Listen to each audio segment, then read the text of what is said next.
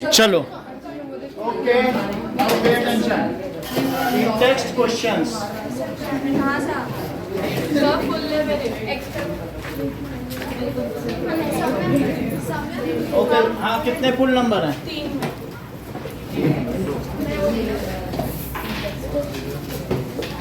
ये लीजिए और नेहा के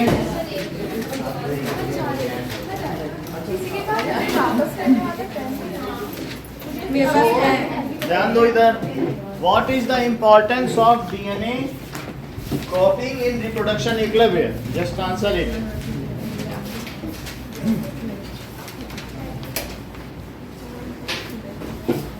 थोड़ा तेज बोलिए आप बोलिए Dhruvanshi what is the importance of DNA copying in reproduction DNA copying से जो उसके अंदर जेनेटिक मटेरियल होता है वो भी कॉपी हो जाता है एंड वो बच्चे में जाने के लिए होना जरूरी है। उसका महत्व क्या है बोलिए महत्व सर जब डीएनए डबल होता है वो 2 आइडेंटिकल कॉपीज होती हैं। इट इज सो प्रिमिटिव चलिए सुनिए नाउ देखिए that is importance of DNA copying के दो इम्पोर्टेंस है the chromosome in nucleus of cell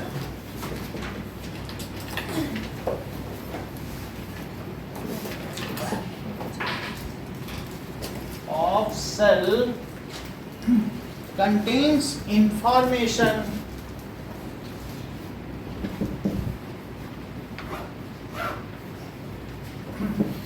of inheritance का मतलब जो हमें अगले पीढ़ी को देने या हमने जो पिछली पीढ़ी से पाए हैं वो सब इंफॉर्मेशन कहाँ है inheritance it is contained in इसमें कंटेन्ड है क्रोमोसोम में ठीक है कि नहीं सो अब यहाँ देखिए chromosome is condensed form of DNA. So during DNA copying या replication, during DNA replication दोनों एक ही वर्ड है synonym. DNA replication, amount of chromosome doubles. क्या होता है? Amount of chromosome doubles and equally distributed into two forming daughter cells ठीक है and whereas mother cell ceases to exist mother cell फिर नहीं रह जाती एक से जब दो बन गई तो मदर सेल रही इसलिए अगर हम ये कह दें कि अमीबा कभी मरता नहीं है तो ये बात सही क्योंकि एक से दो बन गए अब वो दो नए हैं कभी मर सकता है अमीबा बोल बात सही कि नहीं चलो सो क्या लिखे बताइए chromosome doubles and equally distributed in two newly formed daughter cells whereas mother cell ceases to exist अब जैसे हम हैं हम ही से काट के अगर दो बच्चे बन गए बीच से कट गए तो फिर मेरी कहीं मृत्यु हुई वो तो दो नए बच्चे कहलाए जैसे कोई भी चीज है मतलब वो उनका पार्ट वही है कोई चीज मरने के लिए पीछे बची ही नहीं उसी से दो बन गए फिर उनसे दो बन गए उनसे दो बन गए तो कोई चीज कभी मरी नहीं रही उनकी प्रजाति को खत्म कैसे करें? खत्म नहीं कर सकते वो चीज वो हम ही अगर दो नए बच्चों में बन जाए तो मरे कहाँ वो कोई चीज ओल्ड हो ही नहीं रही है जब ग्रो करी तो डिवाइड हो गई सेल डिवीजन अभी दिखाएंगे सो इससे क्या हो गया कि एंड इक्वली डिवाइडेड सुनिए ये ऑन है इन टू डॉटर सेल्स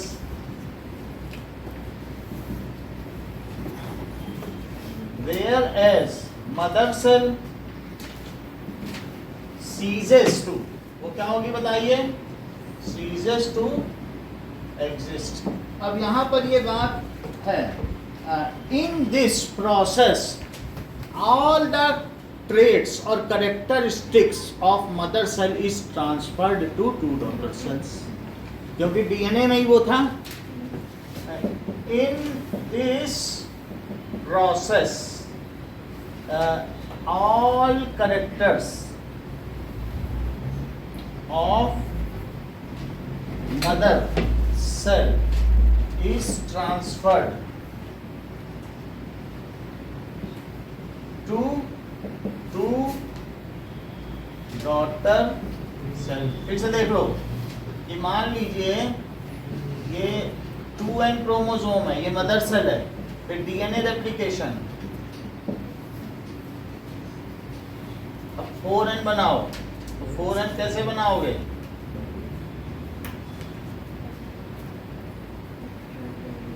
हो गया, दोनों का डबल हो गया डीएनए रेप्लिकेशन, तो इसकी प्लॉइडी क्या हो गई? तो इसकी प्लॉइडी हो गई 4, दैट इज टेट्राप्लॉइड, टेट्राप्लॉइड। और ये क्या है? इसकी प्लॉइडी क्या है? डाइप्लॉइड। और फिर इसके बाद क्या होगा बोलो? नाउ इसी से 2 पेयर बन जाएंगे। वो प्रोसेस अलग है, लेकिन आप समझ लीजिए ये टूट जाएगा, यहीं से तो टूटेगा ऐसे ऐसे, और फिर 2 डॉटर सेल बन जाएंगी और उनमें दोनों में क्या वही चीज हो जाएगी? ये सेंट्रोमियर पे जुड़े हैं, तो हमने देखा 2n से। और एक और भी क्या बात बतानी है, in this way the newly formed daughter cell having the same amount of chromosome, ठीक है, which was in mother cell। तो डबल होने से क्या होगा? Due to DNA replication, the daughter cell functions well because they have same amount of chromosomes as the mother cell was having। During this process जो daughter cell form have same amount of chromosome as mother cell was having.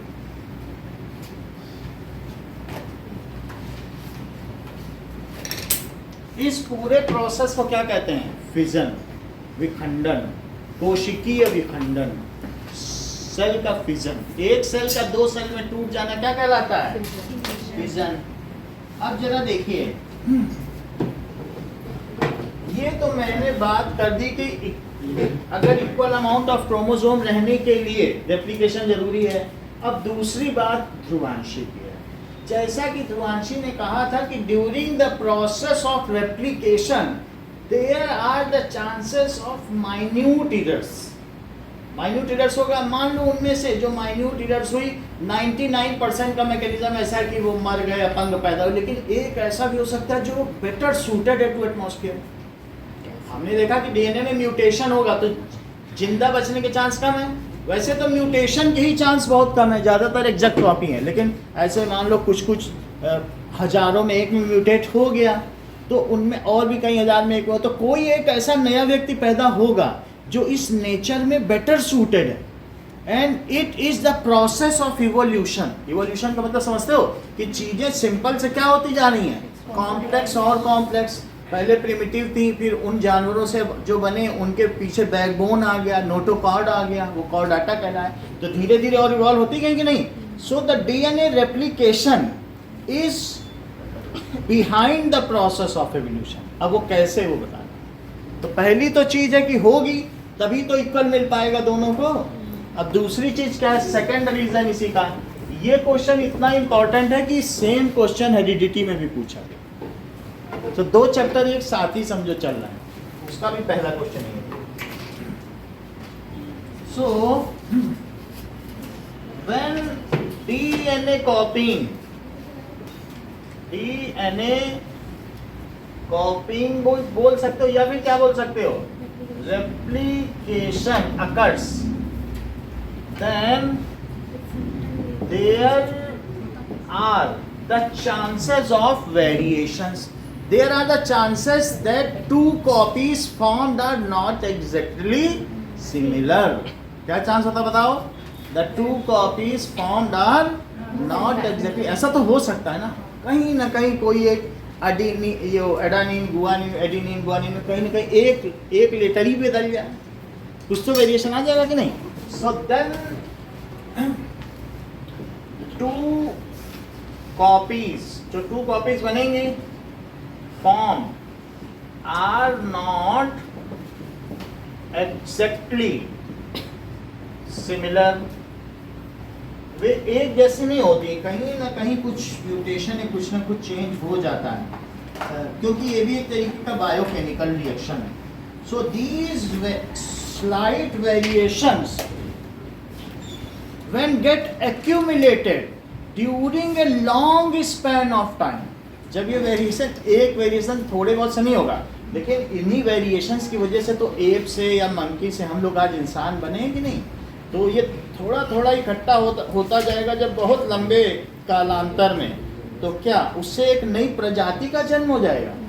Evolution Leeds speciation, एक नई species बन गई मानव जाति. और कहाँ बंदर, अब दोनों अलग अलग हो गए कि नहीं. बंदर तो जो 2 प्राणी एक दूसरे के साथ मीटिंग ना करें, शादी ना करें, समझो वो अलग स्पीसीज है. हम लोग कहाँ बंदरों से शादी करते हैं. तो इस तरीके से now we are declared as some different species. मतलब एक जीन में अगर म्यूटेशन आ गया तो उससे कुछ चेंज आ गया तो जो म्यूटेशन होगा वो आगे की जनरेशन में कैरी फॉरवर्ड होगा. अगर वो मरा नहीं तो फिर वो कहेगा ये तो अच्छा है. मान लो गलती से कोई चेंज आ गया तो डीएनए की जो सीरीज है वही प्रोटीन सिंथेसिस का कोड है. उसी से क्या होता है, उसी से प्रोटीन बनती है बॉडी में. लेकिन अगर कुछ हो गया और बाई चांस वो सर्वाइव कर गया तो वो अपने आगे की जनरेशन को देता रहेगा. फिर से कुछ हो गया तो पिछला वाला और अगला वाला सब देता जाएगा. धीरे धीरे यही एक्यूमुलेट होते होते ये इवोल्यूशन हो जाएगा, है ना. और फिर इसी तरीके से इतना बदल जाए, जैसे हमने आपको बताया था कि पहाड़ के बीच से नदी बह गई. पहले भूकंप आया, पहाड़ टूट गया और फिर बीच में क्या बह गई, नदी. और यहाँ पर ठंडक ज़्यादा पड़ने लगी इधर के पहाड़ में, तो यहाँ का जो टाइगर था उसके झबरीले बाल हो गए वाइट कलर के, और जो उधर का टाइगर था वो जंगल से धूप पड़ने लगी तो वो अलग हो गए. कभी ऐसा भी हुआ कि वो नदी सूख गई और वहाँ के टाइगर और वहाँ की टाइग्रेस सामने आए, तो एक झबरीले बाले वालों वाला है और दूसरे पे शरीर पे बाल ही नहीं है. तो टाइग्रेस अपने हाव भाव से अगर ये करती है एश्योर कि वो हमसे मेटिंग न कर पाए, तो ऐसी स्थिति में कहा जाएगा अब ये 2 स्पीसीज. तो बोलो इट लीड्स स्पीसीएशन कि नहीं. ये बात बहुत खुशी की है कि हम लोग नीग्रो के साथ भी शादी करते हैं और अमेरिकन के साथ भी करते हैं और इटालियंस के साथ भी. इस तरीके से जो पूरी दुनिया की 800 करोड़ की मानव आबादी है वो एक ही स्पीसीज की कही जाएगी. अगर किसी समय हम में से लोग कहते नहीं हम IS के साथ शादी नहीं करेंगे, मानव है भला, तो समझो IS को एक अलग स्पीसीज मान लीजिए. ठीक है कि नहीं. So if we are mating and producing viable child, सबसे बड़ी चीज है कि गधा और घोड़ा मेटिंग करते हैं तो उनसे खच्चर पैदा होता है, म्यूल, जो कि आगे बच्चे पैदा नहीं कर सकता. इसलिए भी दोनों डिफरेंट स्पीसीज. ऐसा नहीं कि बच्चे पैदा कर दिए तो फिर एक ही स्पीसीज, नो, वो भी विएबल होना चाहिए. तो जो खच्चर है वो बोझ ढोने के काम आता है. So exactly not similar. अब क्या होगा, सो दिस, इससे क्या होगा बताओ. This result in slight variation of किस चीज को, जो एक्सटर्नल फीचर्स, जो हम लोग के फीचर्स दिख रहे हैं इनको क्या कहते हैं वो सौम्या, फिनोटाइप. जैसे इन्होंने पहले बोल दिया फिनोटाइप. एक होता है जीन. हमारा जीन क्या है, जैसे एडिनिन गुआनिन साइटोसिन वो जीन है, तो वो जीनोटाइप है. लेकिन उसकी वजह से जो आपके चेहरे पे चेंज आया वो क्या है, फिनोटाइप. तो उसकी वजह से एक्सटर्नल चेंज आते हैं कि नहीं. So due to these variations, अब यहाँ पे क्या हुआ, due to these variations accumulated. देखो ये क्या होगा, accumulated over a long span of time. इससे क्या होगा, लीड्स वेरिएशन. इससे वेरिएशंस आ जाएंगे. बहुत सारे तो अलग अलग होता जाएगा कि नहीं, हम सभी में हम आइडेंटिकल नहीं, थोड़ा थोड़ा वेरिएशंस है। तो इस तरीके से लीड्स वेरिएशन। अब मान लो वेरिएशन आ गए। आपको ये बात मालूम है कि इब्न बतूता 60 डिग्री पर अफ्रीका में सरवाइव करते हैं, तो वो पहाड़ों में खोह बना के रखते हैं, जैसे दीमक लोग नहीं रहते हैं, और 60 डिग्री में भी वो जी जाते हैं। अगर मान लो यहाँ पर पूरी दुनिया का टेम्परेचर बदल गया तो हम सब मारे जाएंगे, लेकिन क्या हमारी प्रजाति का एक बौना व्यक्ति जो डॉफ है, इतने बड़े बड़े होते हैं और बड़ी बड़ी टोपी लगाते हैं गुच्छेदार, तो क्या वे लोग जी जाएंगे? इब्न बतूता, वो पिक्चर में गाना भी है, इब्न बतूता बगल में जूता, है कि नहीं? वहीं से तो तुम लोगों ने सीखा है कि इब्न बतूता एक प्रजाति है। अब देखो, तो हम ये कह रहे हैं वेरिएशंस की वजह से क्या हुआ, सारे मारे गए, लेकिन मान लो इनमें से कोई ऐसा स्टर्डी पर्सन है, अहाना, कहेंगे हम तो गर्मी में रहते हैं और 60 डिग्री में जी गई, तो बोलो ऐसी स्थिति में क्या मानव प्रजाति एक्सटिंक्ट होने से बच जाएगी? या कोई ऐसा हो जो -60 चला गया, तो जो हमेशा एसी में ही रहता हो, कहीं तो वो ये बच जाएंगे, कहीं हम तो एसी तो ऐसी स्थिति में वेरिएशंस की वजह से क्या होगा?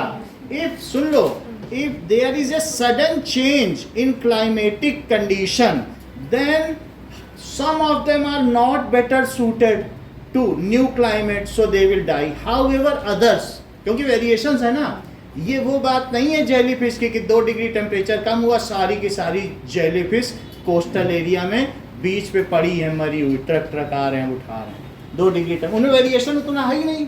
लेकिन ह्यूमन स्पीसीज में यहाँ जहाँ सेक्सुअल रिप्रोडक्शन है, हमने दिखाया था कि नहीं, 2 कंटेम्पलेटिंग क्रोमोसोम है, उनमें से आधे वेरिएशन इन्होंने अपने पापा से पाए और आधे मम्मी से, तो इनमें और वेरिएशन आ गया। बात समझोगे? तो कुछ लोग कहते हैं हम तो फॉरेन कंट्री के मेल से शादी किए हैं, देखना कितना बच्चा हमारा वेरी करेगा, 3 जनरेशन आगे निकल जाएगा। और कुछ आपसी में भाई बहनी में शादी किए पड़े, उनमें वेरिएशन होगा बच्चे में। आदमी क्यों शादी करता है? इधर से उधर, उधर से इटली जा रहा है, बाहर। अब देखो वो पंडित हरिप्रसाद चौरसिया की बेटी अनुष्का शंकर, इतने जनरेशन आगे नहीं, उनके जो पैदा हो रहा है वो नोबेल प्राइज ही पा रहा, क्योंकि सब बाहर शादी कर रहे हैं। तो उनका जो स्पेक्ट्रम है जीन का, वो इतना अलग है, दोनों के डोमिनेटिंग फैक्टर उस बच्चे में। सोचो जरा, कितने जनरेशन बाउंस कर रहा है हर जनरेशन, उसकी सोच ही अलग है। समझ में आ गई बात कि नहीं? तो इससे क्या बात बताई कि when there is natural calamity occurs in nature, as there is variation within the species, so how variation is not suited। अब अगला क्वेश्चन का आंसर बता रहा हूँ, इसी का अगला क्वेश्चन है, सुनो फिर से। how variations are not suited, not good for individual, but it is good for species। मान लो वेरिएशन आ गया, इससे अच्छा तो मुझे अपने मदर फादर का ही डीएनए का स्पेक्ट्रम मिला होता, वेरिएशन की क्या जरूरत थी? वो जिए हैं 80 साल, हम भी जी जाते हैं। और वेरिएशन हो गया, पता चला म्यूटेटेड पैदा हो गए, एक हाथी हमारा अपंग है।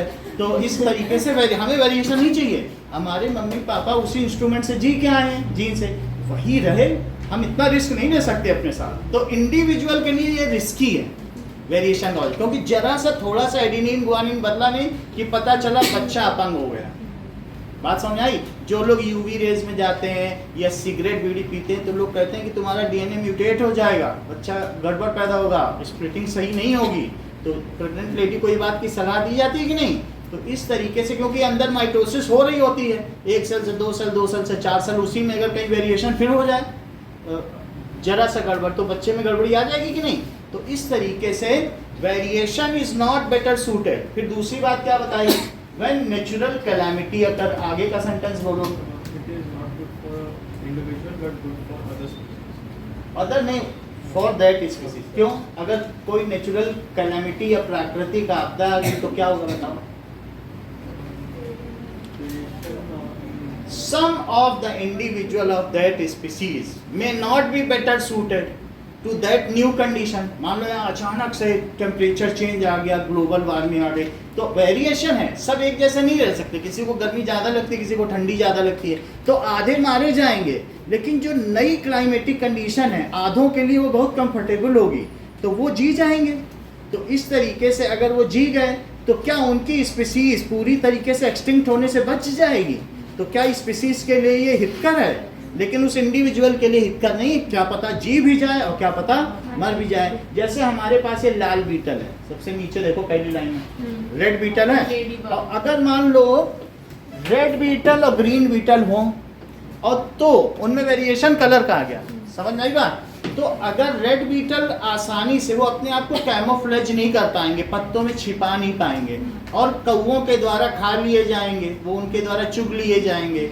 However green beetle will camouflage easily within this and they will survive.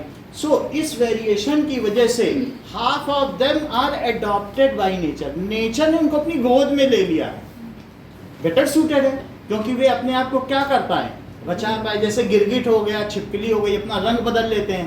तो नेचर अडाप्ट, नेचर अगर हमें कुछ ऐसे करेक्टरिस्टिक्स आ जाएं कि हम नेचर में बेटर सूटेड हो गए, इसका मतलब है नेचर ने हमको अडॉप्ट कर लिया है, तो ऐसी स्थिति में वो बच जाते हैं। तो वेरिएशन में ये चांस होता है, अगर सभी रेड बीटल होते तो क्या सभी खा न लिए जाते, गलती से उनमें ग्रीन बीटल पैदा, गलती से एक जगह म्यूटेशन हुआ और रेड खत्म हो गया, वो जो ग्रीन था वो बच्चे पैदा करता रहा, जेनेटिक ड्रिफ्ट हो गई एक टाइम। अब वो 80% हो गया, 10-5% रेड है, बड़ी मुश्किल से लाया हूँ यहाँ चिपकाया बहुत मुश्किल हुई है। और जहाँ ग्रीन बीटल खुद मिल रहा है, बोलो बात समझ में आ गई कि नहीं। तो उसमें जेनेटिक ड्रिफ्ट हो जाए, बाकी दूसरे नहीं कर पाए।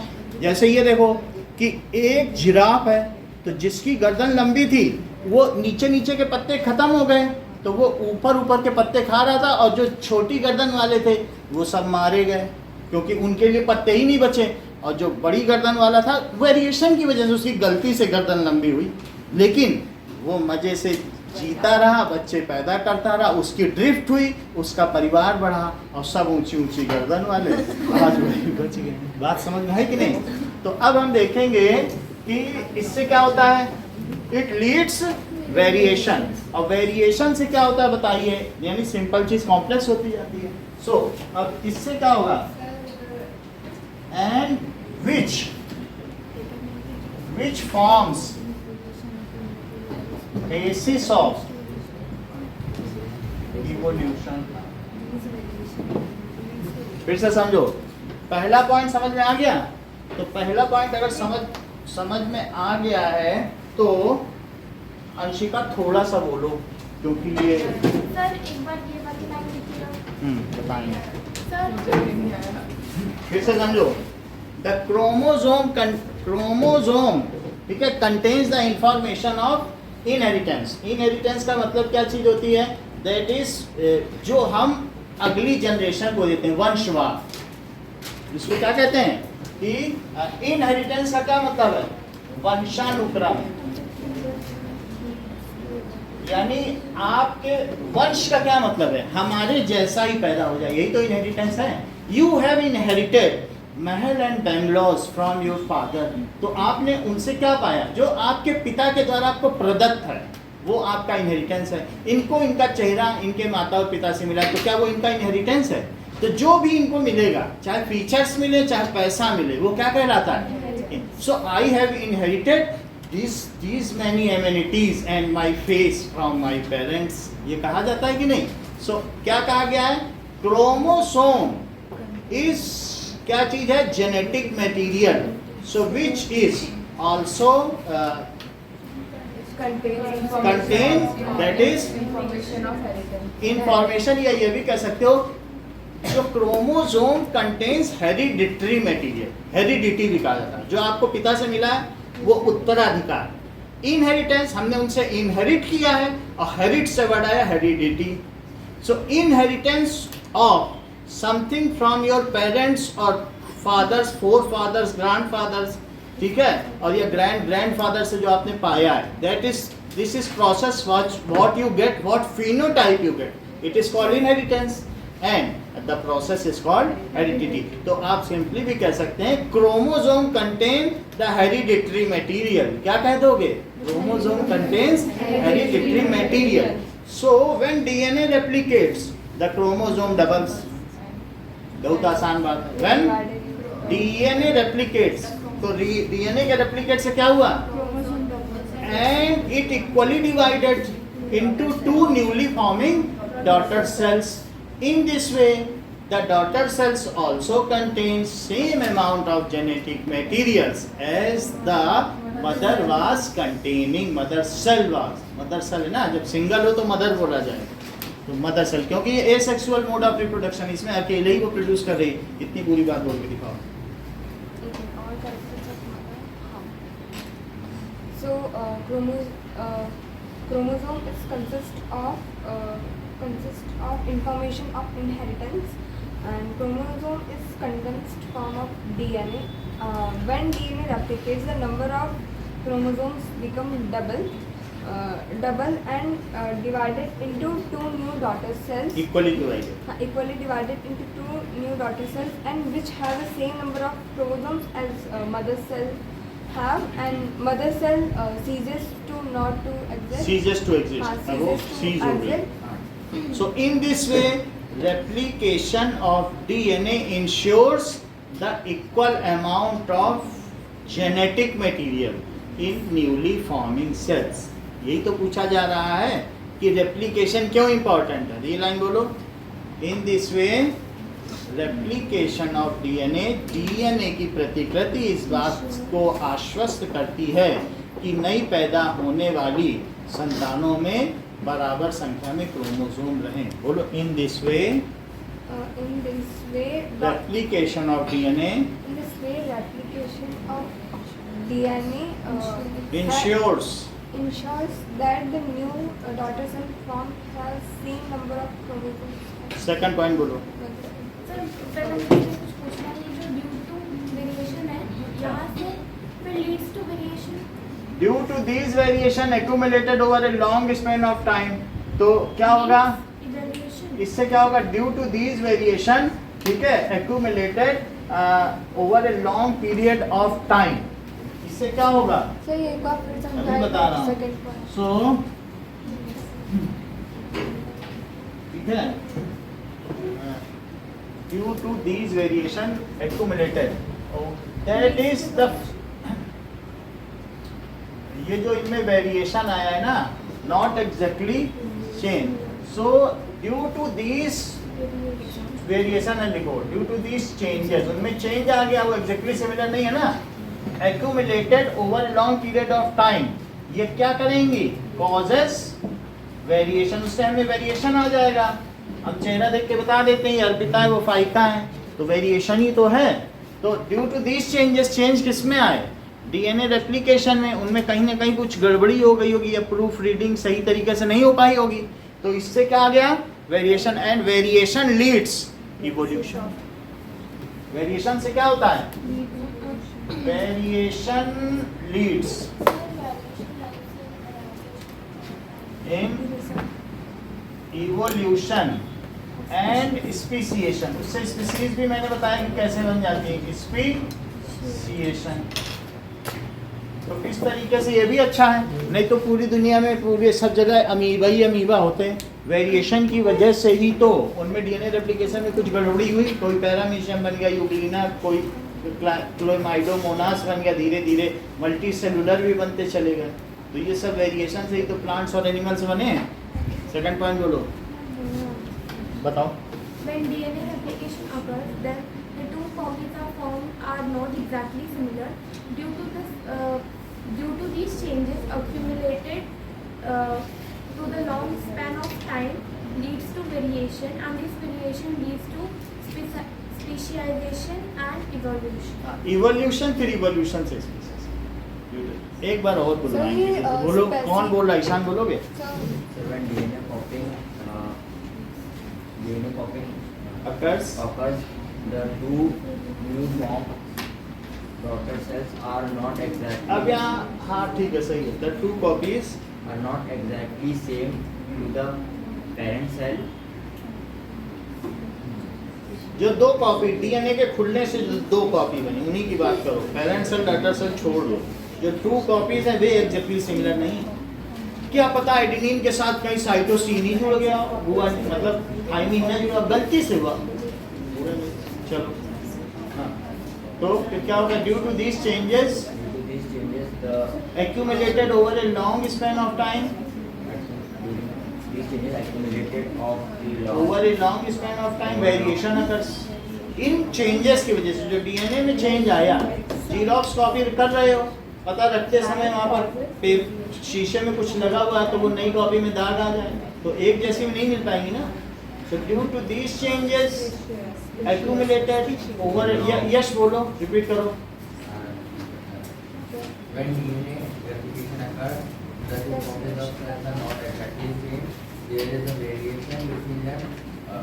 These changes, due to these changes due to these changes, accumulated all over the lifespan, over a long period of span. leads to variation.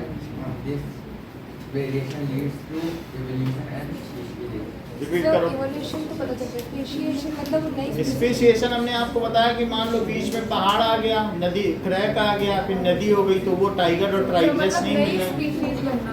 एक नई एवोल्यूशन से जब भिन्नता आएगी तो उनमें बहुत सारे ऐसे लोग होंगे कि अपने हाव भाव से इंश्योर करेंगे कि इनके साथ मीटिंग रखी जाए। when there is DNA replication, then the two newly formed cells are not exactly two newly form वो स्ट्रैंड्स बोलो या डीएनए, सेल से तुम्हें लेना देना नहीं, हम डीएनए की बात कर रहे हैं। two newly formed DNA are not exactly same. So due to accumulation, so due to these changes due to these changes over a long span of accumulated, इकट्ठा होना accumulated over a long span of time हाँ। causes variations, and these variations leads to evolution and speciation. हाँ बोलो। Sir, when the when DNA replication is occurs, then two copies are formed, but these two copies are not similar. As changes occur, as these changes gets accumulated, variation occurs. The variation helps in further evolution and. चलो ठीक है, second question करते हैं। सो कहा जा रहा है second question में, why is variation beneficial to species but not necessary to individual. So that is during sir DNA. यहाँ इंडिविजुअल कौन है? हम लोग, मान लो हम लोग पैदा हुए, अगर हम जो डीएनए का रेप्लिकेशन हो रहा था, एक से दो बना, दो से बना, लेकिन कहीं रेप्लिकेशन में गड़बड़ी पर हो गई, हम एक से ही तो बने, लेकिन मान लीजिए इतना हिस्सा, हम मेरे हाथ का इतना हिस्सा एक ही से तो बढ़ बढ़ के बनता जा रहा है। मदर का जो वॉम्ब है उसमें एक सेल से दो बनेगा, दो से चार, चार से छह बनेंगे, लेकिन उसी समय जब तुम फिर 6 से ऐसे बनेंगे, 4 से 8, 8 से, इस तरीके से तुम बढ़ते चले जाओगे, तुम 256 भी बन जाओगे क्योंकि 2 का मल्टीपल है। लेकिन उसी समय तुम्हारी माँ ने सिगरेट पी लिया, तो जो एक सुन लो, उसी समय या फिर वो ऐसा करें यूवी रेस के एक्सपोज हो गई, कहीं अंटार्कटिका चली गई, तो ऐसी स्थिति में एक सेल, एक डीएनए जब रेप्लिकेट कर रहा था वहाँ म्यूटेशन हो गया। अरे अभी तो 256 ही बना है, अभी तो तुमको मिलियन बिलियन बनना है, और जिसका म्यूटेशन इतने हिस्से में हुआ था वो म्यूटेटेड ही अपने आप में मल्टीप्लाई करता चला गया। होना चाहिए सब स्मूथ, लेकिन मदर ने कहा चलो हम एक्सरे कराएंगे। अब इस बच्चे के लिए जरूरी नहीं था एक्सरे कितनी तेज किरणें होती हैं, उन्होंने एक्सरे करा लिया, उनकी हड्डी में दर्द था, और उस बच्चे में तभी एक डीएनए का जो रेप्लिकेशन होगा वो एडेनिन के साथ साइटोसिन जुड़ गया, अब वो उसी तरीके से रेप्लिकेट किया जा रहा, तो इतना पूरा हिस्सा जो रेप्लिकेट हुआ वो अपंग पैदा हो गया। तो अब बोलो क्या ये चीज़ ठीक है इंडिविजुअल के लिए? हमको तो वही मिल जाता जो हमारी माँ और पिता का था, हमें क्या ज़रूरत थी इस वेरिएशन की? इसमें हमारी ज़िंदगी एट स्टेक हो गई, रिस्क पे हो गई। सो डीएनए रेप्लिकेशन के समय जो वेरिएशन है वो बिल्कुल भी ज़रूरी नहीं है इंडिविजुअल के लिए, लेकिन इसी वेरिएशन से क्या पता उसमें एक नया हरा बीटल बन जाए, और हरा बीटल कैमोफ्लेज के गुण को रखता हो। ऐसी स्थिति में वो कौवों के द्वारा न खाया जाए और उसे छिपने की क्षमता का आभास हो जाए। बोलो बात समझ में आ गई कि नहीं? तो इस तरीके से ड्यूरिंग डीएनए रेप्लिकेशन वेरिएशंस अकर, इतनी तो बात तुम्हें समझ में आ गई ना कि variations occurs, these are not necessary for individual, these variations are not necessary for individual, क्यों? As their parents had survived without these variations and with the previous mechanism. क्या वही उसको मैकेनिज्म, वही तंत्र मिल जाता तो क्या वो जी न लेता? क्या जरूरत है उसको नया तंत्र, इतना रिस्क लेने की क्या जरूरत है? कि मान लो हमसे कहें स्वामी से तुमको 2 नाक दे दें भगवान, कितना? नहीं, 2 नाक नहीं, हमें एक ही से अच्छी सांस है, 2 क्या देंगे करके, ऐसे भगवान वरदान दे दें, क्योंकि हमें नहीं चाहिए। कोई मांगेगा क्या? कोई कहते हैं कि कुछ दे दें एक्स्ट्रा तुमको, तो कोई नहीं मांगेगा, हमको यही चाहिए जो है, ठीक है? So these variations are not necessary for individual as parents of that individual,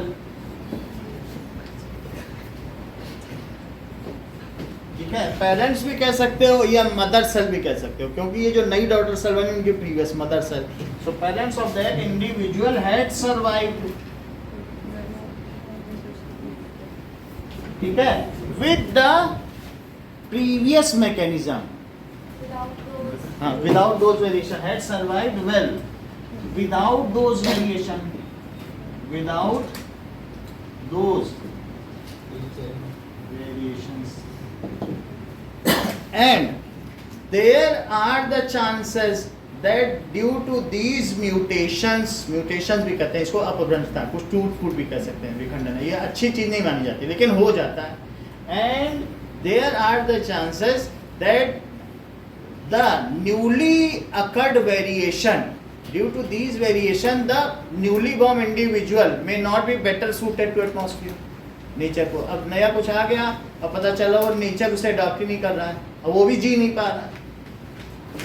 Also there are chances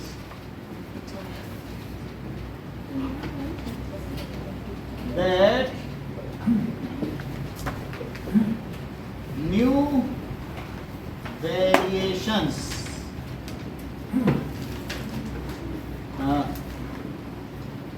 may not be better suited to atmosphere, to nature. समझ में आ गई बात की नहीं? बेटर सूटेड नहीं है, so variations are not necessary for individual, so are not necessary for. अब बात करो, however variations are beneficial for, variations किसके लिए beneficial है? हाँ,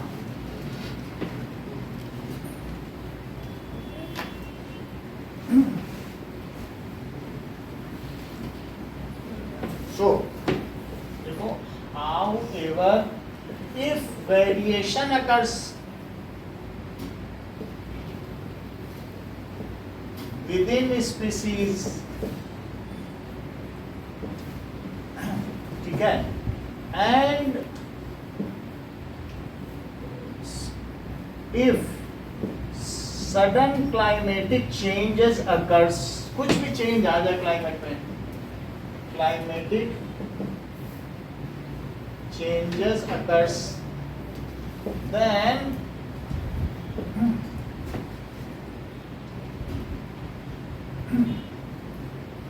some population किसी स्पीसीज की होती है, having a particular kind of variation, particular kind of variation, किस चीज का?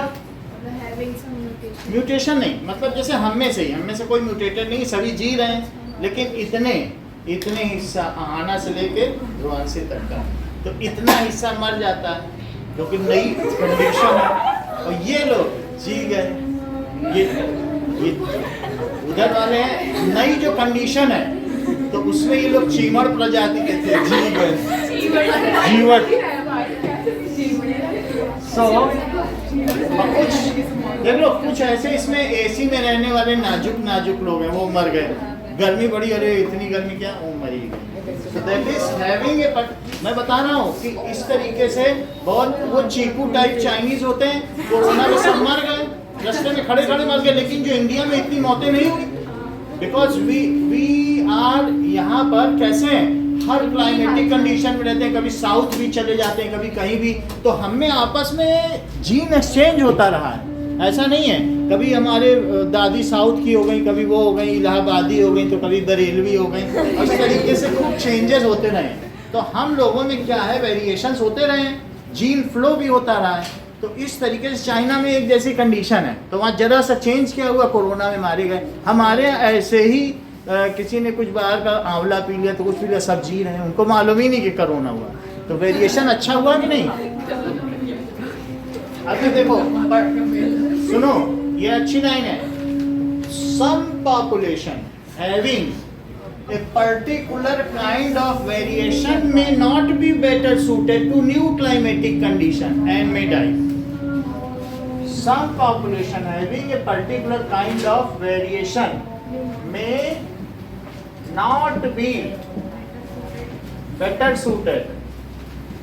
देखो बेटर सूटेड वर्ड ना आए तो मे नॉट कोप अप लिख देना। कोप अप का मतलब वो उस चीज को, जैसे हम कहते हैं हम कोप अप नहीं कर सकते इस कंडीशन के साथ, हम सर्वाइव नहीं कर सकते। So may not cope up with the new conditions and may die. With new conditions and may die, but other population, other part of population, ठीक है, so but few members, लेकिन few members of that species having a different kind of variation। मान लो जैसे खूब गर्मी हो गई और जिसके बाल कुटिया जैसे हों, मतलब ये सौम्या टाइप, तो वो कहेंगे हमें कहाँ गर्मी लग रही है, तो पूरा छायादार बच्चों के बीच फंसे हुए। So, अब देखो वो नहीं होते कॉटेज इंडस्ट्री। So but अब समझ लें, but few members of same species having different kind of variation। बोलो बात समझ में आई?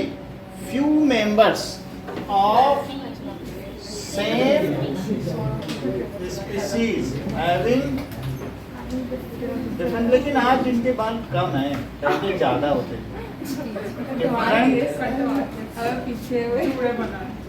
kind of variations। अब जरा देखो, having different kind of variations, तो क्या होगा, may better suit to atmosphere। वो न्यू जो कंडीशन है उससे वो क्या हो जाएंगे, सो आर adopted by nature, उसको कहते हैं adoption, है ना, adopted by nature। और उससे क्या होगा, and continue to survive। तो इससे क्या होगा बताओ, so in this way the species will not get extinct, वो पूर्णतया विलुप्त नहीं होगी वो प्रजाति। so in this way the species will not get extinct। अब इससे क्या है, so it is clear that variation is not necessary for individual, but it is beneficial for species। so variations are not necessary for individual but beneficial for, इसके लिए, species के लिए। तो अब हम कुछ पूछें, ये जरूरी चीज़ है, बिना पूछे तो आएगी नहीं। सृष्टि कुछ बताओगी?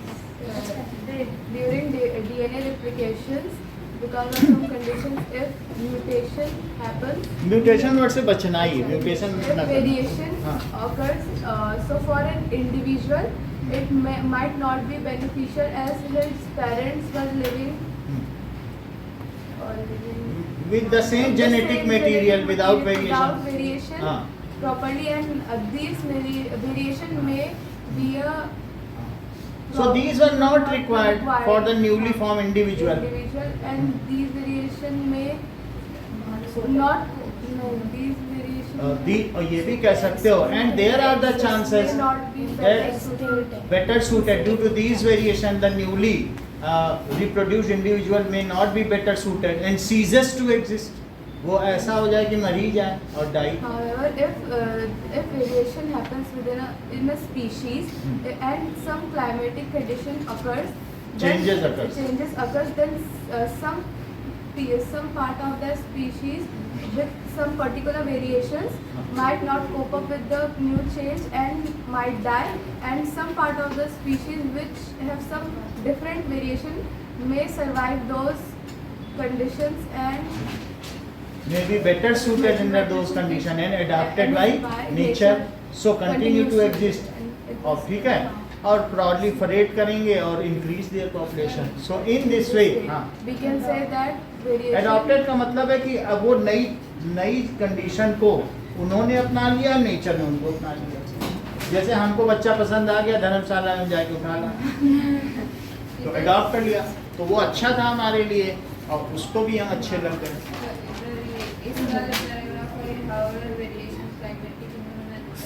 इन दोनों में, ये वाले में, इसमें है कि एक व्यक्ति के लिए जरूरी नहीं है, वेरिएशन ना हुआ होता तो भी उसके माता पिता बिना वेरिएशन के अच्छे से जी लिए हैं, हम क्यों वेरिएशन लें? हम तो वैसे ही जीते रहे, हमें नहीं ज़रूरत है वेरिएशन की। और लेकिन मान लीजिए कि अगर वेरिएशन हो जाए तो वेरिएशन होने पे सब अलग अलग लोग हैं, अभी तापमान बदल दिया जाए तो आधे लोग यहाँ कहेंगे हम गर्मी में भी सर पड़ लेंगे, गर्मी से कुछ नहीं होता, और आधे लोग गिर जाएं तो फिर वेरिएशन सूटेड है कि नहीं? आधे उसमें से they may not be better suited to new climatic change, however other continue to exist under new climatic condition. तो क्या कुछ मेंबर्स मानव प्रजाति के बच जाएंगे अगर 70 डिग्री टेम्परेचर हो जाए? बैक्टीरिया में इतना ज़्यादा वेरिएशन है, बैक्टीरिया की बात कर रहा हूँ, कि 90 डिग्री के होस्टाइल टेम्परेचर पे, आक्रामक टेम्परेचर पर भी वे जिंदा रह जाते हैं, और -110 डिग्री के कोल्ड क्लाइमेट में भी वो जिंदा रह जाते हैं, बर्फ में भी बैक्टीरिया। तो ऐसे में बैक्टीरिया को कभी समाप्त किया ही नहीं जा सकता। समझ में आ गई बात की नहीं? तो इस तरीके से सौम्या एक बार बताएं second question.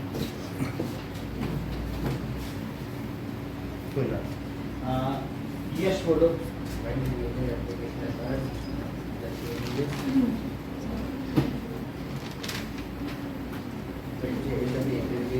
Variations occurs.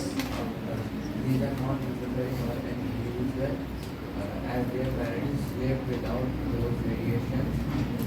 So when certain climatic condition occurs, then same variation kind of species will not be climatic condition changes, वहाँ की बात, वहाँ तो क्लाइमेटिक कंडीशन की बात भी नहीं है, and the newly reproduced species may not survive due to these variations. ठीक है, so the other variations. अब वहाँ की बात करो, if there are variations within the species, यहाँ शुरू करो, and climatic change occurs, and climatic change occurs, then the species are extinct. if population of that species Will not be extinct because of the variation. extinct may not be better suited to new conditions and may die. However, other part of that species having different kind of variations may be better suited and continue to exist. So इस तरीके से species के कुछ व्यक्ति तो जिंदा रह जाएंगे, and in this way it is beneficial. साक्षी बताओ properly. Sir, during DNA replication variation, these variations are not necessary for individuals as their parents have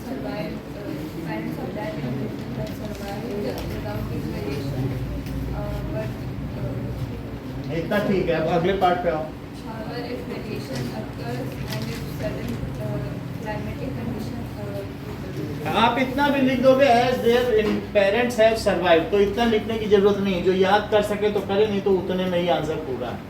These are not necessary for individual because parents had survived with, ठीक है, without newly added variations। ये वो भी variation से बने, लेकिन अभी जो नया ऐड हुआ है उसके बिना, न्यूली एडेड। आगे बोलो। however, if variation occurs within a season and if sudden climatic changes occurs, then some population of that species having different kind A particular kind of variation may not be better suited for to that conditions and may die, but few population of different kind of few members of different few population मत बोलिए, few members of that species few members of that species having different kind of variation may survive the new climatic condition and in this continue to way, exist। in ठीक this है। way, Uh, हाँ, so species is spared to get extinct, वो बच जाएगी, is saved from getting extinct, so it is beneficial, है ना। अब देखो, now ये तो बात हो गई डीएनए की, यही इस चैप्टर का कोर कॉन्सेप्ट था। बहुत हल्की फुल्की चीजें बची, असली चीज हम लोगों ने पढ़ ली है। ये दोनों चैप्टर का कोर कॉन्सेप्ट हमने पढ़ लिया, हेरिडिटी का भी पढ़ लिया और इसका, यही मुख्य चीज थी। हेरिडिटी में बस इनका 3 लॉ बना दिया। हेरिडिटी में लॉ तो सब ऐसे ही वैसे, मुख्य चीज आपने पढ़ ली है। बस ये दोनों क्वेश्चन आते हैं, इसको लिखना सीख लेना, एक दो बार लिख लिख के देखना। गलती जरा सा करोगे तो फिर वो गलती हो जाता है। बात नहीं करो, बात करनी है तो बताया करो। So, types of reproduction.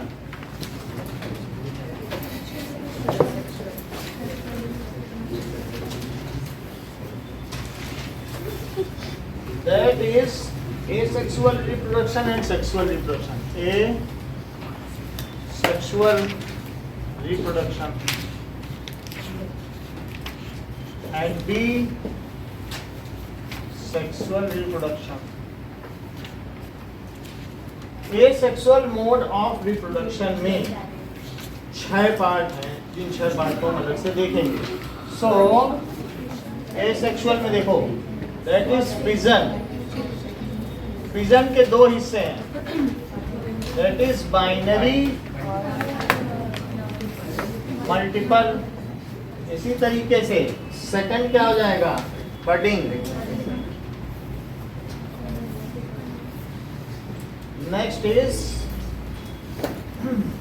Regeneration,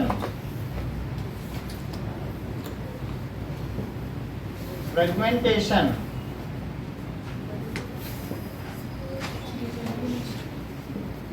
and इसके अलावा स्पोर फॉर्मेशन, वेजिटेटिव प्रोपगेशन।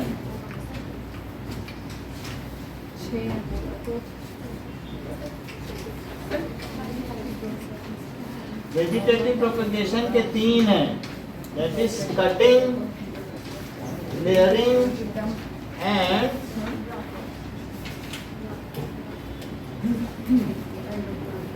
क्या नाउ तो temperature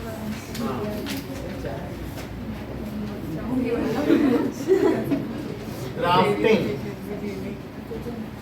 cutting, layering and grafting, और 7वां है टिश्यू कल्चर।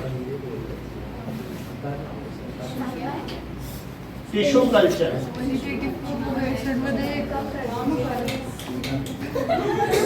ध्यान दो इधर, 7 नाम बताओ Anshika. Sir, this is budding, vegetative propagation and regeneration and fragmentation and spore formation and tissue culture. ठीक है, वेजिटेटिव प्रोपगेशन के 3 पार्ट बताओ। ठीक है,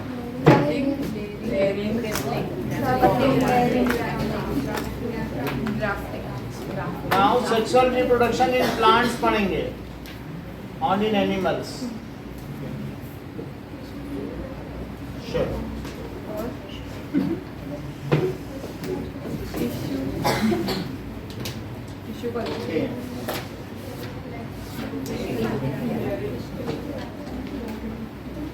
बात नहीं करो, बात कर करके हम चुप ही कराते रहेंगे तो फिर चैप्टर कब कराएंगे। समय तुम्हारे पास कम है, हमारे पास तो बहुत समय, आज के पास कम है। चलिए, हाँ, asexual reproduction.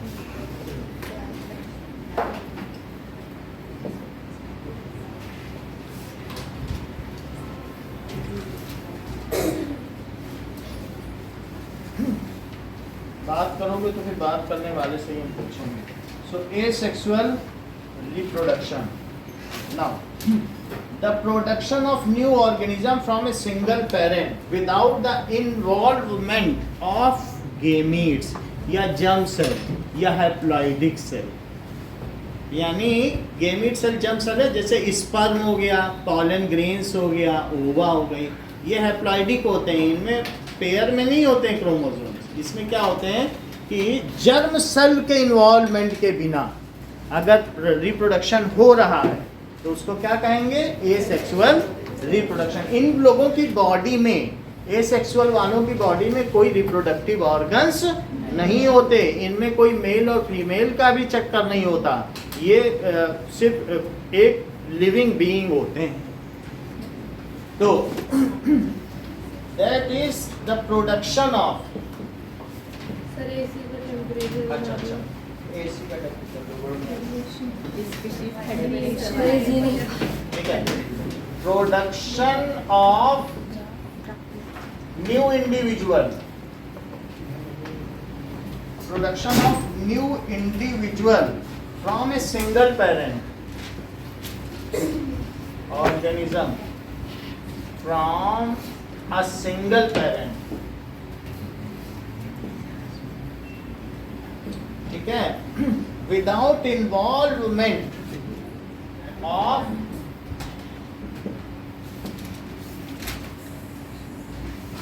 of sex cells, that is gametes या germ cell। तो इन सब के बिना, जो कि पॉलेंस हो सकती हैं, स्पर्म्स हो सकते हैं और ओवा, चाहे प्लांट में भी ओवा होता है और एनिमल फीमेल में भी होता है। सो that is pollen, sperm and ओवा। ओवम इसका सिंगुलर है। अब जरा देखो, पहली चीज है fission.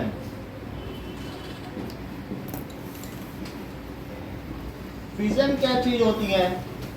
So in the process of fission, this occurs in unicellular organism. So this occurs in unicellular organism। तो इसमें क्या होता है, when organism, unicellular तो एक ही सेल है, so when cell grows beyond a certain size, then mother cell splits into 2 or more daughter cells, क्योंकि इसमें बाइनरी भी है, multiple. So grows beyond a certain size वो बता रहे हैं। तो ऐसी स्थिति में then it splits to form 2 or more new organism, then mother cell divides splits to form 2 or more daughter cell. इस चीज को क्या कहते हैं? विखंडन. That is fission. अब जरा हम इस चीज को देखें कि ये अमीबा में हो सकता है, पैरामीशियन में हो सकता है, प्लाज्मोमोनास में हो सकता है. ठीक है. सो एग्जाम्पल क्या है इसका? सबसे सीधी चीज है बैक्टीरिया में हो सकता है. अमीबा. आपके पास 5 तरीके के किंगडम है. कौन कौन से किंगडम है?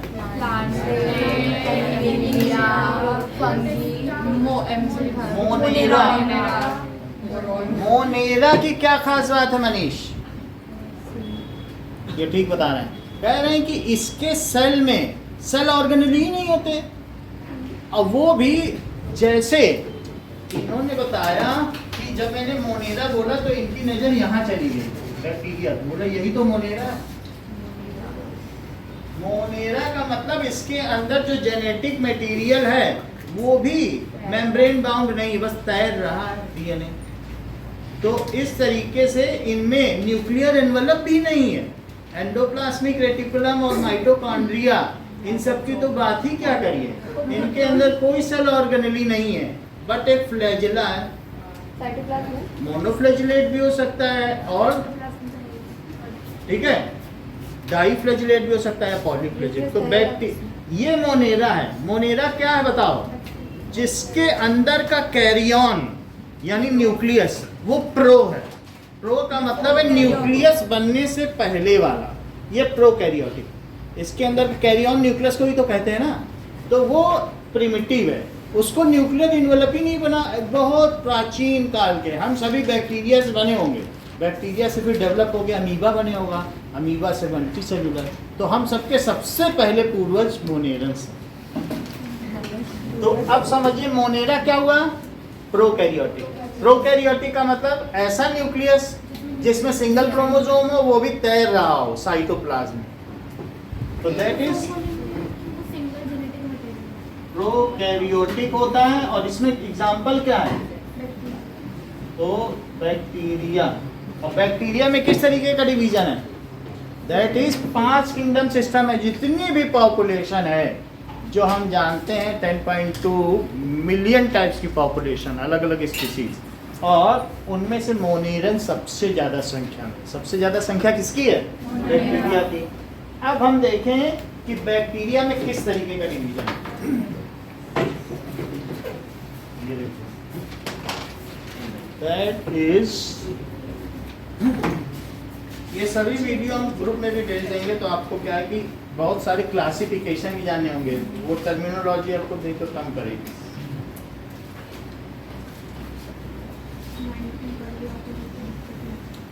पढ़ा दिया था थोड़ा बहुत, फिर से पढ़ो.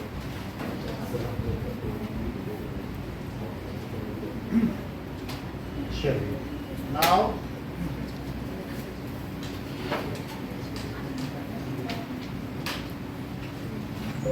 fission in bacteria.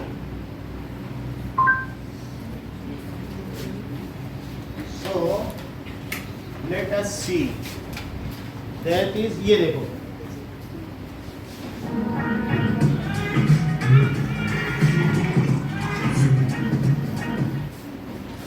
Bacteria reproduce very simply and rapidly by doubling their contents and splitting in flow two. करेंगे देख पा रहे Just one bacteria, dividing every 20 minutes, could produce nearly bacteria reproduce very simply and rapidly by doubling their contents and splitting in two. Just one bacteria, dividing every 20 minutes, could produce nearly 5,000 billion bacteria reproduce. ये देखो आप उसका टूटना देख पा रहे हो. देखो कैसे टूट रहा है, बढ़ने के बाद टूट कैसे रहा है. वही बढ़ रहा है और वही टूट रहा है और सिंगल से ऐसे बढ़ता चला जा रहा है. तो ये बाइनरी फिजन है. जब वो एक grow beyond a certain size होता है तो क्या होता है? बैक्टीरिया में फिजन हो जाता है. अब जरा देखें कि how the fission occurs in bacteria. तो जेनेटिक मटेरियल भी उनमें डिवाइड हो जाता है, और इन दिस वे आप इसमें इस चीज को देखें तो पता चल जाएगा।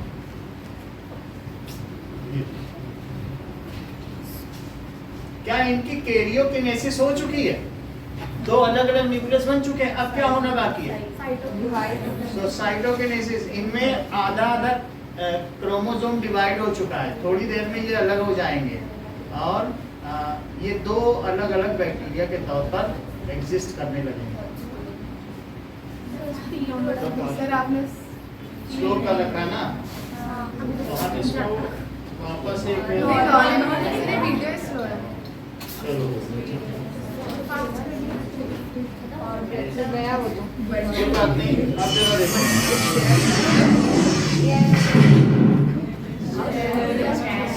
देखिए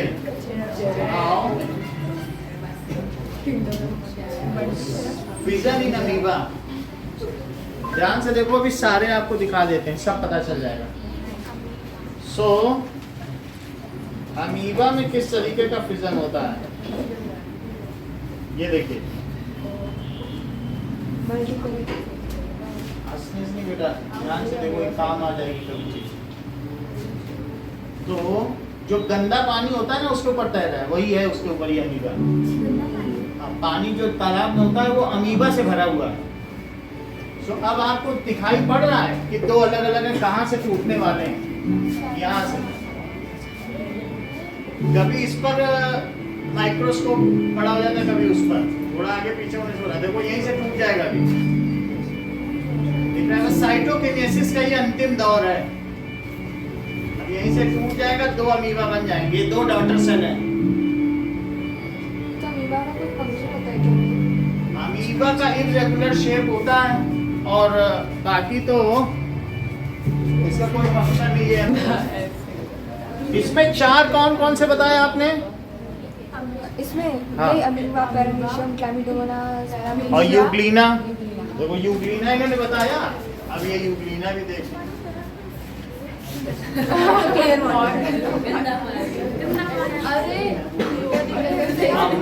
अमीबा, अरे वो काम भी कर रही है। मुझे तलवार ला के देखा। यूग्लिना, ग्लेमाइडो मोनास और पैरामीशियम। इतनी बात समझ आ गई? तो मुझे ये बता दो उसे भी झूले कि ऐसे कौन से प्रोटिस्टा हैं, देख लो पानी की बात में करें, ऐसे कौन से प्रोटिस्टा हैं जो बाइनरी फिजन करते हैं, और ऐसे कौन से प्रोटिस्टा हैं जो मल्टीपल फिजन करते हैं? इन्होंने बताया। सारे बाइनरी। जैसा कि इन्होंने बताया प्लाज्मोडियम, बहुत बड़ी बात है, 10th में होकर कितना सारा बता रही हैं।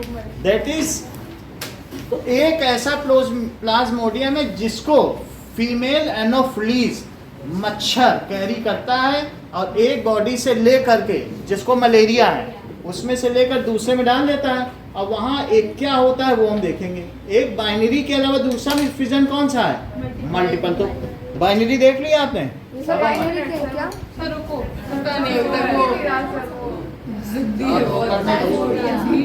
इधर देखो, ध्यान यहाँ पे रखो ना, जो चीज फोकस की वो देखो।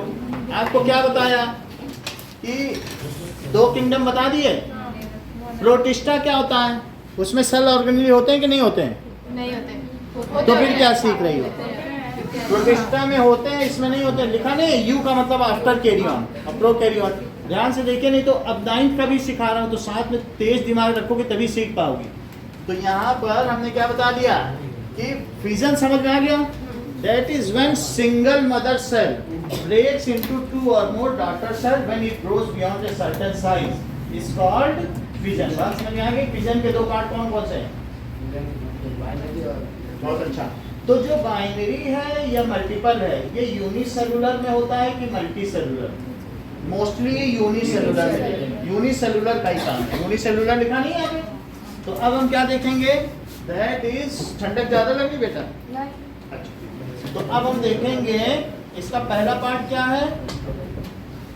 Binary fission. अमीबा, यूग्लिना, ये सब बाइनरी वाला है।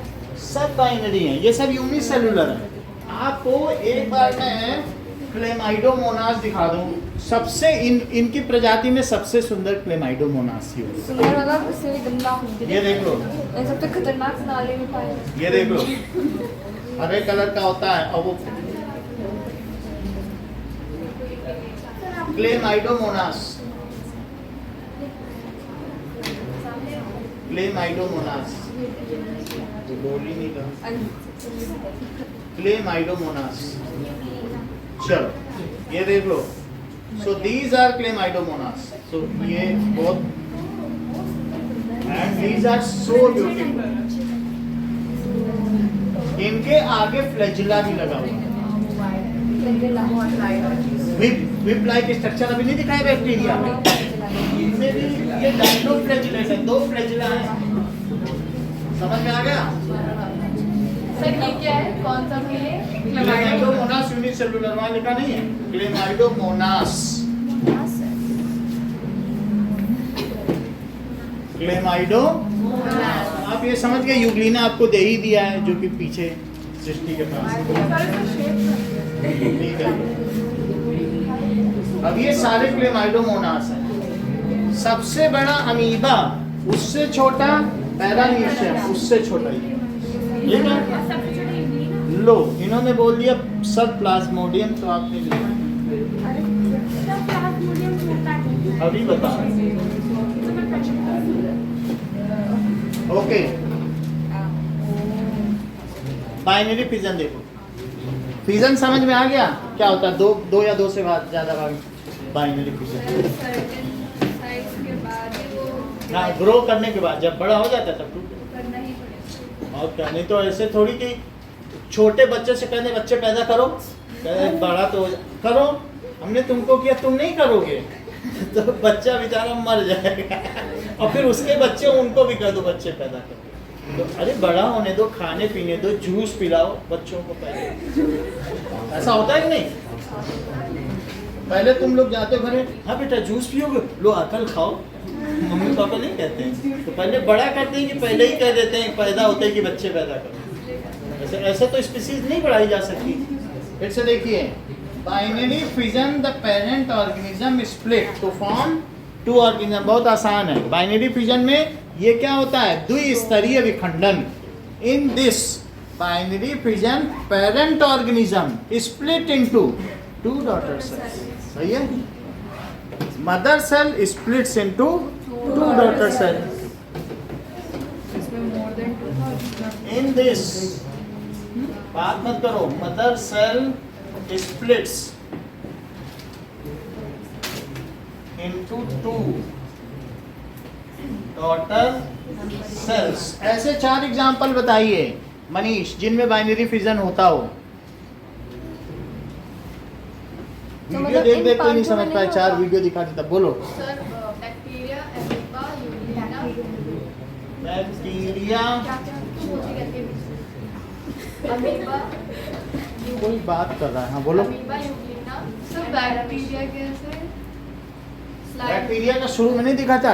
नाउ दिस मोर देन 2 में था ना। 1-2 में टूट रहा था, फिर और बड़ा हुआ, फिर 2 में टूटा। फिर से देख लो, हमें क्या, अबे ऐसे देखो, ये एक ये देखो,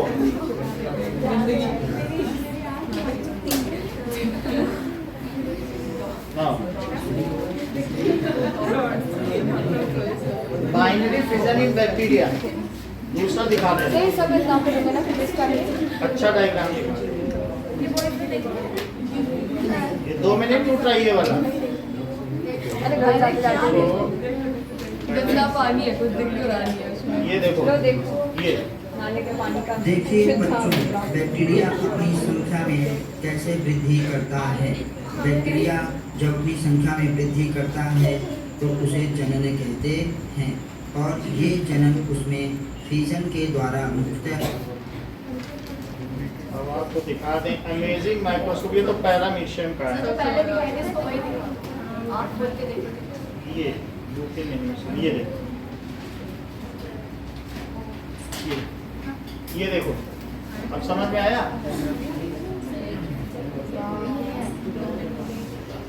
पर आपने फिजन में लिखा है जो सर्काज़म यूनिसेलुलर सेल सॉरी आप बोलो क्या कह रहे हो बताओ। लग रहा है फिजन और बाइनरी फिजन अलग है। यहाँ तो दिखाया ना, वो देख ही नहीं रही ना। अभी पूछा था क्या गड़बड़ सड़बड़ नहीं बता रही थी, इसको बोल रही थी कि यूकैरियोटिक में कि ऑर्गेनेली नहीं होते, तो फिर वो तो बल्कि 9th में हमारे साथ पढ़ी भी है। तो अब अमीबा यूग्लिना हो गया, पैरामीशिया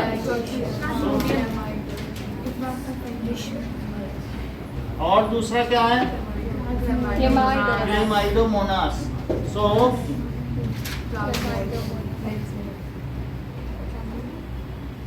CH लिखो, क्लेमाइडो में CH होता है। अब तुम्हें समझ में आ गया? बताओ मोनेरेंस में बाइनरी फिजन होता है कि प्रोटिस्टा में? बताते ही नहीं है। हाँ, बोलो। अभी वही है कैंप में दोनों में होता है एक वो क्लास तो समझ में आया कि नहीं? दोनों में दिखा रहा हूँ, बैक्टीरिया और ये सब बता नहीं बता रही, हम क्या करेंगे? अब आगे बताने मल्टीपल फिजन की तो सीखो। नाउ लेट अस सी मल्टीपल फिजन। इतनी बात समझ में आ गई? अब हम क्या देखेंगे? तो मल्टीपल फिजन में आपकी बुक में फिगर बना हुआ है।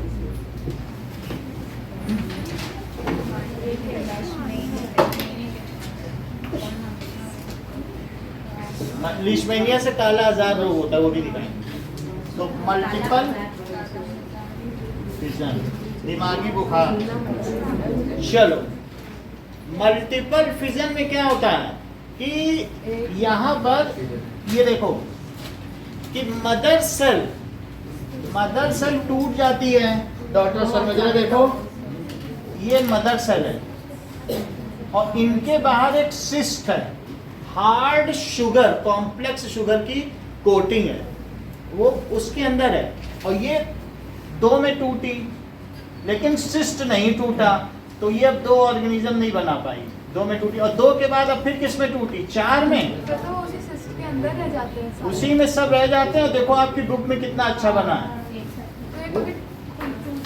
When the suitable condition comes, then cyst breaks and the many cells burst out. देखो, सिस्ट है, अंदर हो रहा है, अंदर बाइनरी ही हो रहा है, लेकिन चूंकि वो एक सिंगल एंटिटी है, मतलब उसी के अंदर होता जा रहा है, और लेकिन सिंगल एंटिटी है। जब कभी भी फिर वो दूसरे की बॉडी में उसने कट किया और उसमें उसने क्या डाल दिया? प्लाज्मोडियम। अच्छा ये बताओ, हमारे अंदर जो मलेरिया फैलता है बेटा यश, वो मोनेरा से फैलता है कि प्रोटिस्टा से? बहुत अच्छा, इन्होंने देखा होगा कि प्रोटिस्टा में प्लाज्मोडियम है। यही इंटेलिजेंस है। और क्या बाहर से आता है? कोई खरीद के थोड़ी ले आता है। उन्होंने देखा प्रोटिस्टा में प्लाज्मोडियम है और बीसी से मलेरिया, तो बोल दिया। समझ आई कि नहीं? तो जब उसने हमारे में से मलेरिया वाले व्यक्ति से उसने शक किया, किसने शक किया? कौन से मच्छर? वो मादा मच्छर है भैया, उसको 150 अंडे देने प्रतिदिन, प्रति घंटे, और इसको खूब सारा खून चूसना है।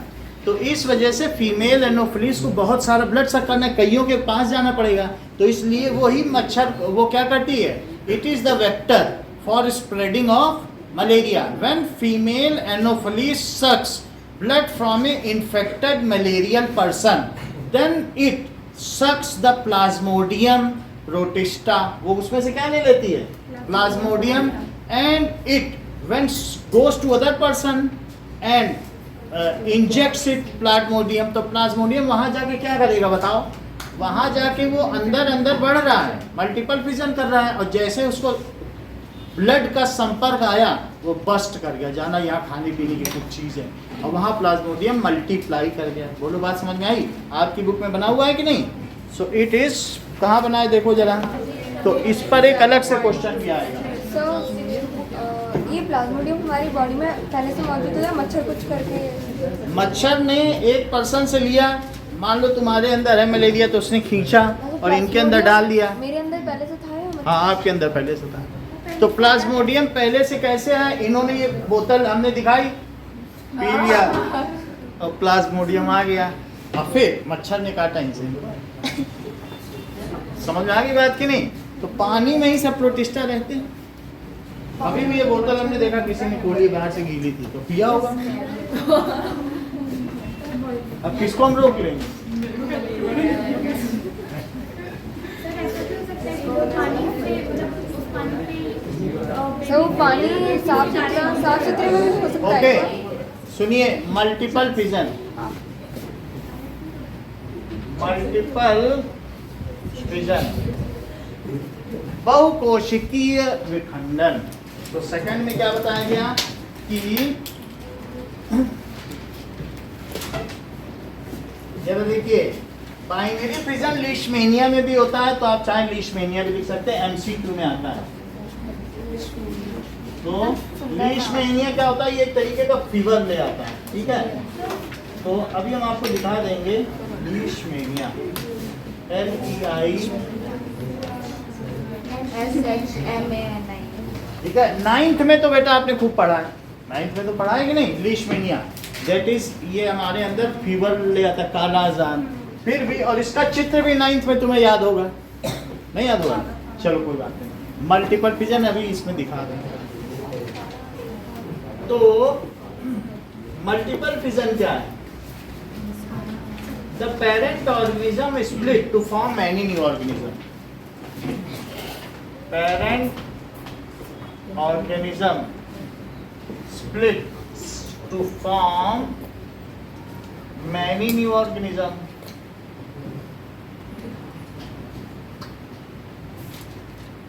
Many new organisms. ठीक है? For example, Plasmodium. Plasmodium क्या है बोलो? Unicellular eukaryote. क्या है बोलो? यूनिसेलुलर ही है कि नहीं? Eukaryote, unicellular eukaryotic. और इसका किंगडम क्या है? प्रोटिस्टा। इतना आपने लिख दिया तो समझ लीजिए टीचर आपकी पूरी कॉपी बिना देखे चेक कर जाएगा कि ये सही बच्चा मिल गया। अब इसे मतलब कुछ नहीं लिखा उसका। अब आगे देखो, इस कॉजेटिव एजेंट, सेंटेंस पूरा करो। ये किस चीज का कारक है? इस कॉजेटिव, तो बोलो वही अच्छा, बात। वो मलेरिया। अभी वो बोल रही हैं। इस कॉजेटिव एजेंट, ये किसका कॉजेटिव एजेंट है? एजेंट ऑफ मलेरिया, सही है। It is the protista. Protista, ये देखो positive agent of, and the vector, इसे ले कौन जाता है? The vector responsible for it, क्योंकि वो एक से दूसरे में ले जाएगा। So the vector female anopheles is carrier of, वही इसके कैरियर है, carrier of Plasmodium. So during sucking of blood, it transfers plasmodium from infected person to healthy person. मतलब ये एक काम तो सिस्ट को तोड़ने का कर दिया ना। सिस्ट जब ब्लड के संपर्क में आएगा अपने आप टूट जाएगा, वहां पे प्रोलिफरेट कर जाएगा, खूब उसको मिलेगा, फिर और बढ़ेंगे सिस्ट। मेल को बच्चे नहीं जन्म देने, तो फीमेल को बहुत सारा खून पीना होता है, क्योंकि 100-150 बच्चे पैदा करने के लिए खून। तो मेल मच्छर को कभी कभार किसी का खून पीने की जरूरत पड़ती, मेल मच्छर को इतना कुछ नहीं। फीमेल को प्रजनन के दौरान अधिक रक्त सक्त करना पड़ता है, तो उसके लिए वो ये करेगी। सो इट इज, यहीं से आवाज आ रही, लेकिन पता ही नहीं चलता है ना। वो तभी पहले नहीं आती थी, वो तंग करके रखा है। ठीक है, इतनी बात समझ में आ गई। मोनेरा का एग्जांपल क्या है? अब इस प्रोटिस्टा के बताओ 5।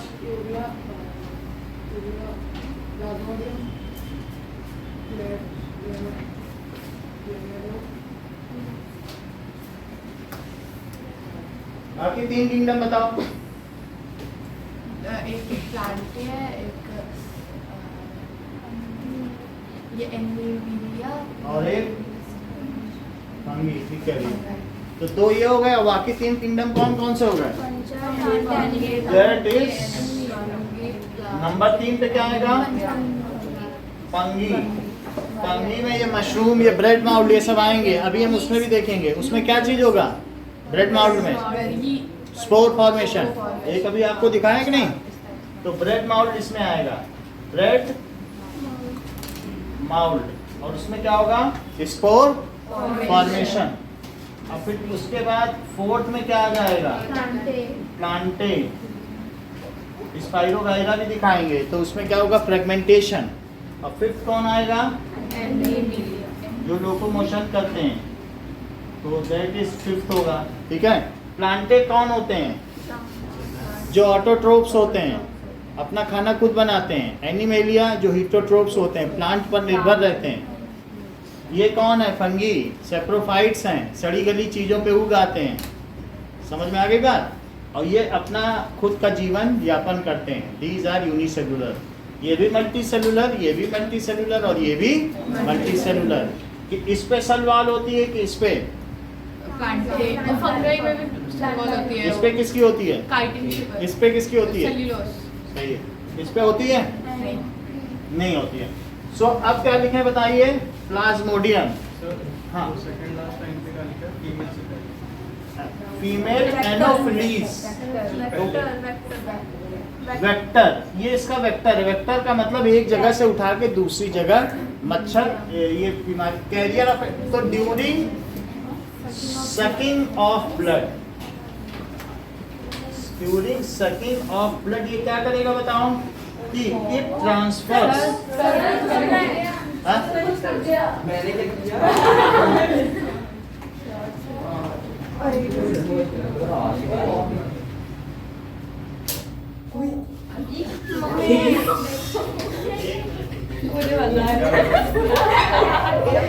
एनोफ्लेक्ट्रिया एनोफिलीज, फीमेल एनोफिलीज।